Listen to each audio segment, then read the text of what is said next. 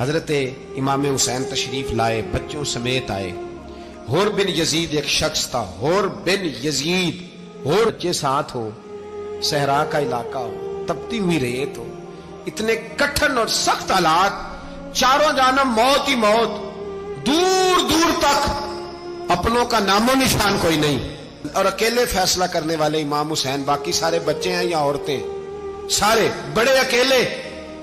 19 لوگوں کو ایک بار میں حضرت ایسے ہی تماشا بنا دیا ہے۔ مظلوم تھے وہ تو رو رہے تھے، ہر مقرر یہ کہہ رہا ہے کہ وہ تو بار بار کہہ ابا پانی مل جائے، پانی آ جائے، ترس گئے۔ خدا کا خوف کرو، یہ دلیر لوگ تھے، ان کی باتیں آج بھی پڑھ کے دلیری پیدا ہوتی ہے، دلیری پیدا ہوتی ہے، دلیری۔ ایک ہاتھ کٹا، دوسرے پہ مشکیزہ، وہ بھی کٹا۔ دیکھ لو میں پس منظر پہ ہوں ابھی تک، میں بتا رہا ہوں کہ جہاد کس کے خلاف تھا؟ ظالم حکمران کے خلاف، ظالم کافر کے خلاف نہیں، مشرک کے خلاف نہیں۔ حضرت امام حسین رضی اللہ تعالیٰ عنہ نے ہر جگہ ایک ہی بات کی کہ یزید شرابی ہے تو بچے کٹوا دوں گا، شرابی کو ووٹ۔ یہ ایک نہیں، ہر کتاب میں یہی لکھا، ہر کتاب میں، اور ہر مسلک کی کتاب۔ یزید چونکہ مجرے دیکھتا ہے، رنڈیوں کا ناچ دیکھتا ہے، بچے کٹوا دوں گا، اس کے ہاتھ میں ہاتھ۔ امام حسین نے فرمایا چونکہ اللہ کی حدوں کو توڑتا ہے، حقوق اللہ پامال کرتا ہے، حدود اللہ، بچے کٹوا دوں گا لیکن اس کے ہاتھ میں ہاتھ۔ سارا دن خود مجرا دیکھنا اور 10 محرم کو 2 دیگیں پکا کے حسینی بن جانا، سارا سال خود گند مند کرنا، شرابیوں کے ساتھ رہنا، اور 10 محرم کو 2 آنسو بہا کے یاد رکھنا۔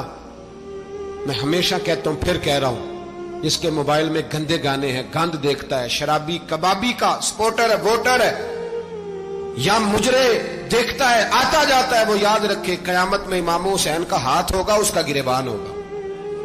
ہم سے نہ رقم ہوں گے قصیدے یزید کے، ہم لوگ تو حسین کے سیرت نگار۔ حضرت ہمارا کسی بندے سے جائیداد کا رٹا نہیں، ہم تو چاہتے ہیں امت اکٹھی ہو جائے، لیکن جو بندہ نبی پاک کی ماں کو دوزخی کہے، حضور کے باپ کو جہنمی کہے، یزید کو امیر المومنین کہے، اس کے ساتھ اتفاق رائے کر لیا جائے، یہ مذہب ہماری سمجھ میں نہیں آتا، بالکل نہیں آتا، قطعاً نہیں ہماری سمجھ میں آتا۔ کیسے اتحاد کر لیا جائے؟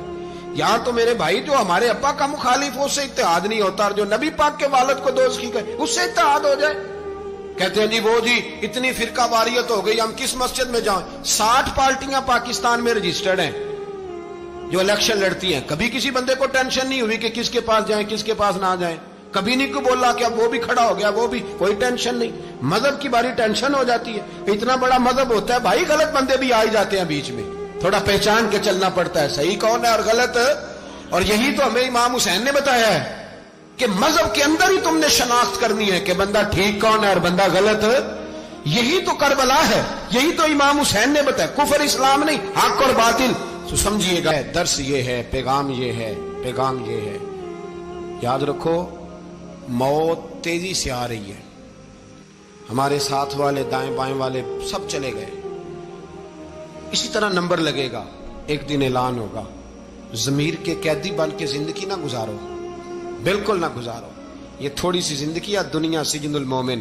حق بات کرو، حق پہ ڈٹنا سیکھو، دین سمجھو، خبردار رسول پاک صلی اللہ علیہ وسلم کے دین میں ظالم، جابر، فاسق، فاجر کی کوئی گنجائش قطعاً نہیں ہے۔ اپنے آپ کو سمیٹو، اپنے آپ کو سنبھالو، دین میں اپنا کردار ادا کرنے کی کوشش کرو۔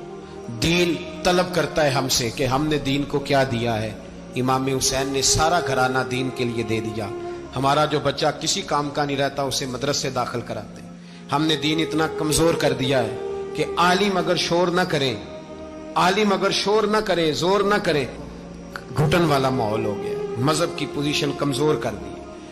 اب جہاں تک اس بات کا تعلق ہے جی فرقے ہو گئے، تو میرے بھائی یہ کوئی اتنی خطرناک بات ہے، یہ کوئی اتنا مشکل معاملہ نہیں ہے، یہ تو امام حسین نے بتا دیا تھا کہ یزید کے طور پر ایک غلط فرقہ کھڑا ہو گیا ہے، لہذا اس کا مقابلہ کرنا ہے، اس میں کوئی بری بات ہے، لیکن ایک سبق ہے بزرگوں کا کہ اگر سچی بات بھی نہیں کرنی تو پھر اس منبر کا حق ادا نہیں ہوتا۔